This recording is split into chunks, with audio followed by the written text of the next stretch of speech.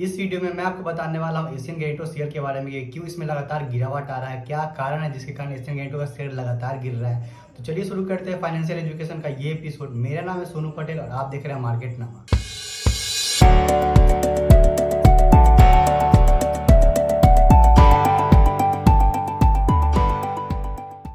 मैंने पिछला वीडियो इस पे कवर किया था कि जब इस पे रेड पड़ा था इनकम टैक्स डिपार्टमेंट का, तो उसमें मैंने बताया था कि जब भी कोई ऐसा फाइलिंग किया जाएगा इनकम टैक्स के द्वारा या फिर एशियन गैंटो के द्वारा स्टॉक एक्सचेंजेस को, तो मैं आपको बताऊंगा कि क्या कंक्लूजन मिला। लेकिन ऐसा कोई भी अभी तक स्टॉक एक्सचेंजेस को एशियन गैंटो के द्वारा कोई भी फाइलिंग नहीं किया गया है, न ही इनकम टैक्स के द्वारा कोई कंक्लूजन दिया गया है।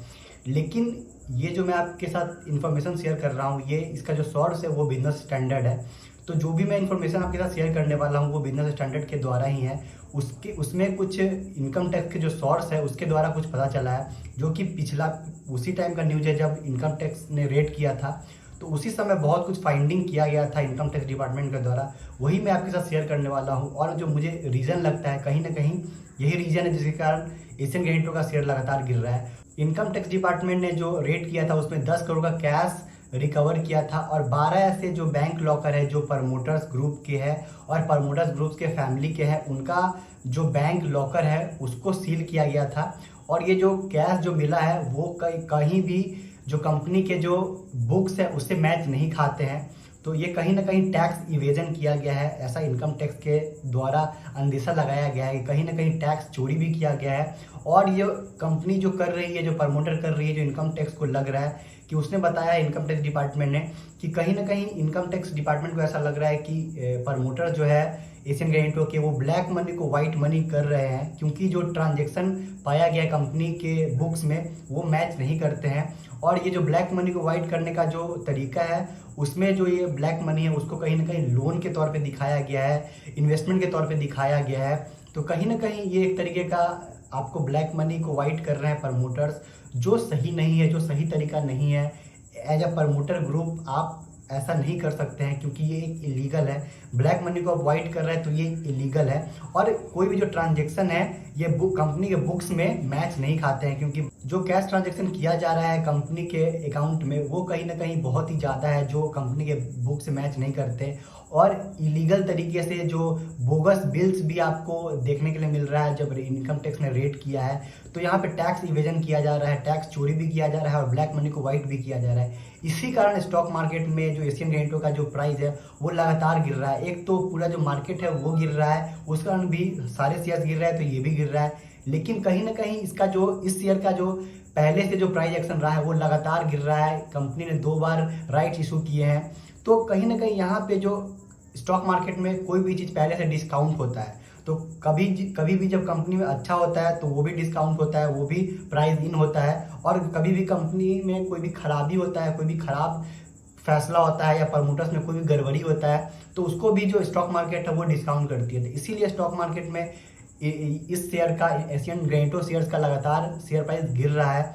तो क्यों गिर रहा है? क्योंकि इन्वेस्टमेंट का जो रूल है, नियम है, हम इन्वेस्ट करते हैं किसी भी कंपनी में तो हम जो हमारा इन्वेस्टमेंट होता है वो उस प्रमोटर्स पे होता है। तो अगर कंपनी का प्रमोटर्स सही है, प्रमोटर्स का अगर ट्रैक रिकॉर्ड सही है, तो वो कंपनी और वो प्रमोटर्स अच्छे काम करते हैं अपनी कंपनी के लिए और उससे लोग भी पैसा बनाते हैं, रिटेल इन्वेस्टर भी पैसा बनाते हैं, हम भी पैसा बनाते हैं। लेकिन वही जब प्रमोटर्स आपको यस बैंक के जैसे मिलते हैं जहाँ पे स्कैम होता है, फ्रॉड होता है, तो वहाँ पे रिटेल इन्वेस्टर भी लुट जाते हैं और भी जो इन्वेस्टर्स होते हैं वो उनको नुकसान होता है। ऐसा ही DHFL के साथ भी हुआ है, DHFL में भी बहुत सारे इन्वेस्टर्स का पैसा डूबा है। तो कहीं ना कहीं प्रमोटर्स का सही होना बहुत ही ज़रूरी होता है किसी भी कंपनी के लिए और उसके साथ ही उसके इन्वेस्टर्स के लिए भी। तो यही एक कारण है जिसके कारण स्टॉक मार्केट में इस शेयर का प्राइस लगातार गिर रहा है, क्योंकि मार्केट को ऐसा लग रहा है कि कुछ ना कुछ जो गड़बड़ी है। क्योंकि अगर इसका बैलेंस शीट देखेंगे तो सब कुछ सही है, बैलेंस शीट में कंपनी अच्छा रेवेन्यू जनरेट कर रही है, कंपनी अच्छा प्रॉफिट जनरेट कर रही है, कंपनी के पास सब कुछ सही है, बैलेंस शीट भी अच्छा मेंटेन किए हुए है। लेकिन फिर भी एक जो कमी है वो है प्रमोटर्स का। तो कहीं ना कहीं कुछ तो खराब है, तब तो इसका शेयर प्राइस इतना लगातार गिर रहा है। तो एक ही यहाँ पे खराबी दिख रहा है कि प्रमोटर्स का जो ट्रैक रिकॉर्ड है, चाहे जब प्रमोटर्स का जो कंपनी के जो प्रमोटर्स है उनका ब्लैक मनी को वाइट करना है तो ये कहीं से भी अच्छा नहीं माना जाता है। इसीलिए कंपनी के लिए भी एक ट्रबल का समय है, खराब समय है।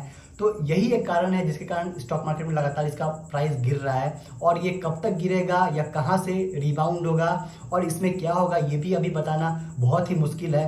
और इनकम टैक्स के द्वारा कहाँ तक कितना पैसा का स्कैम हो रहा है, कितने पैसे का ब्लैक मनी को वाइट किया जा रहा है, कितना बड़ा अमाउंट है या कितना छोटा अमाउंट है, ये भी एक ऑफिशियली इनकम टैक्स के द्वारा भी नहीं बताया गया है। तो कहीं ना कहीं एक अनसर्टेनिटी है जिसके कारण एशियन गैरेंटो के शेयर प्राइस अभी भी अनिश्चितता में है और अभी भी लगातार गिर रहे हैं। कहीं ना कहीं अभी भी अपने नीचे डाउनवर्ड्स की हो रही है। कहाँ तक गिर सकते हैं ये बताना मुश्किल है, कहाँ से रिवर्स हो सकते हैं ये भी बताना मुश्किल है, क्योंकि कोई प्रिडिक्ट नहीं कर सकता है। तो एज ए इन्वेस्टर्स हमारा क्या काम है? हमारा काम है ऐसे कंपनियों से दूर रहना, क्योंकि एज इन्वेस्टर्स हम ऐसे कंपनी में इन्वेस्ट करेंगे जिसके प्रमोटर्स ही सही नहीं है। तो जिस कंपनी के प्रमोटर्स ही सही नहीं होते हैं वहाँ पे हमारा पैसे डूबने का चांसेस बहुत ही ज़्यादा बढ़ जाता है। ऐसा मैं नहीं बता रहा हूँ कि एशियन गैरेंटो शेयर खराब है और ये यहाँ से कैसा कर सकता है, अच्छा कर सकता है, नहीं कर सकता है, लेकिन आपको वॉच आउट करना पड़ेगा। आपको देखना पड़ेगा कि कुछ क्वार्टर्स देखना पड़ेगा।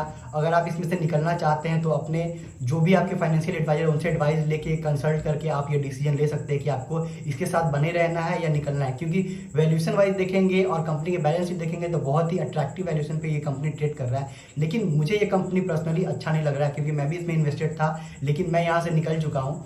तो आशा करता हूँ कि ये वीडियो से आपको बहुत ज़्यादा हेल्प मिला होगा। ये वीडियो से आप जान पाएंगे कि एशियन गैरेंटो क्यों गिर रहा है। और ये वीडियो अच्छा लगा तो इस वीडियो को लाइक करना ना भूले और ऐसे ही ढेर सारे वीडियो देखने के लिए इस चैनल को सब्सक्राइब करना ना भूले। और यहाँ तक आपने इस वीडियो को देखा है इसके लिए आपका धन्यवाद।